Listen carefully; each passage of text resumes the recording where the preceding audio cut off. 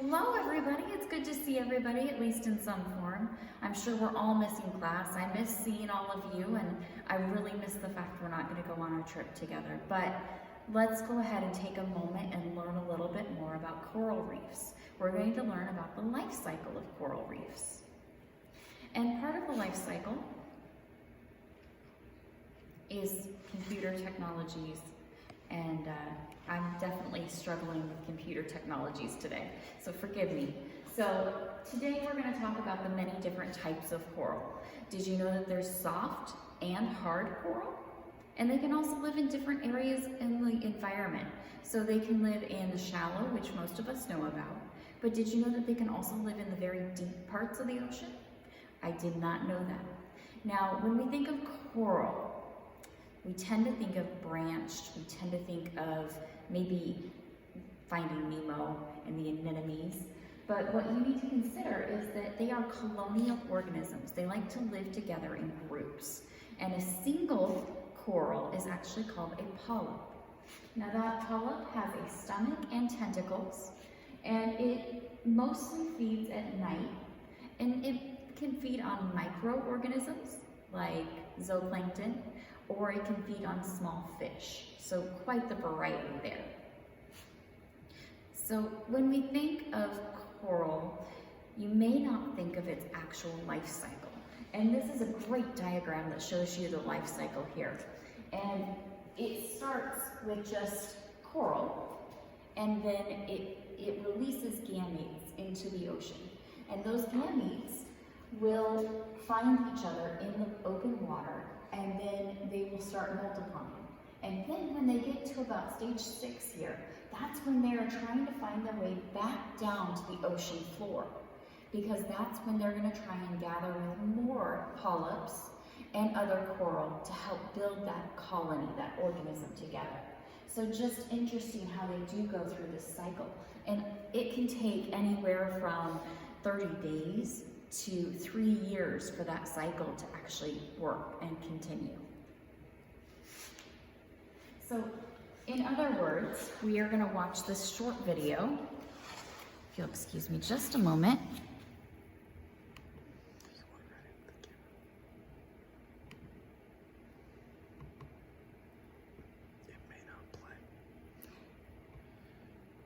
All right, so my video is not going to play, but I do encourage you to watch this video. It's a cute little video that shows the life cycle in other words.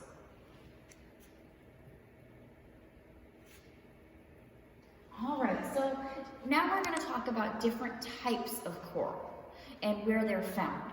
This one is called fringing, and fringing is when they grow near or along the coastline of different continents or islands. And you can see that they are still on the shoreline here, but they are not. This is the most commonly thought of coral. So the next type we're going to think about is the barrier coral reef. Think of the Great Barrier Reef, so the largest. But this is the one that goes parallel to the coastline and is separated by deeper, wider lagoons. So it's just a little bit further from the coastline than what the other one was. And this one is longer and has deeper water. That's the difference between the two. And the next one is atolls. And this one is, I think, my favorite. So this one is rings of coral that create protected lagoons. So in this picture, all the way around is the atoll. That's just a cool word. But that is around, it can be around a volcano, it can be around an island, but the atolls are very neat. Definitely my favorite. And then the next one is patch coral reefs. This one I had no idea about.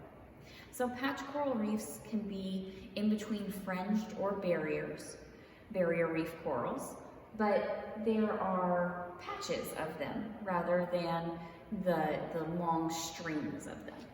So it is between fringing and barrier reefs. They are very greatly in size, and they rarely reach the surface of the water. So just some cool facts about the patch coral reefs. So the importance of coral. The most important is that it is the most diverse and valuable of ecosystems on Earth.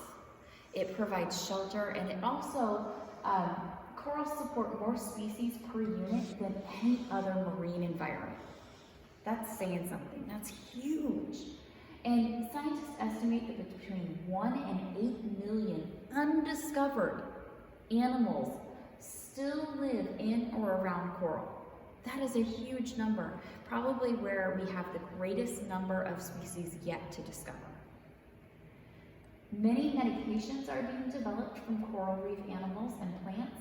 Think cures to cancer, arthritis, and viruses. That's really timely in this day and age. And then finally, healthy corals equal better economy.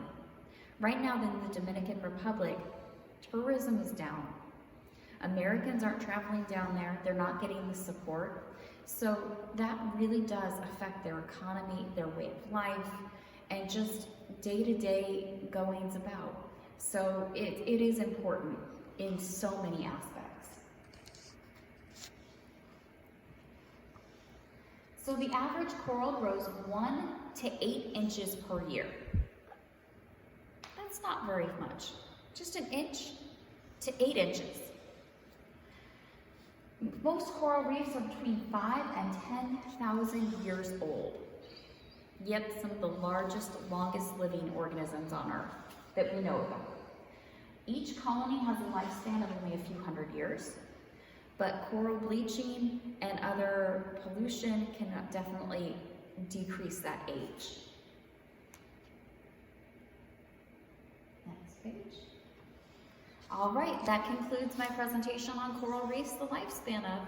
Thank you so much for being a part of our presentation today, and I wish that you are all healthy and happy and doing well. Thank you.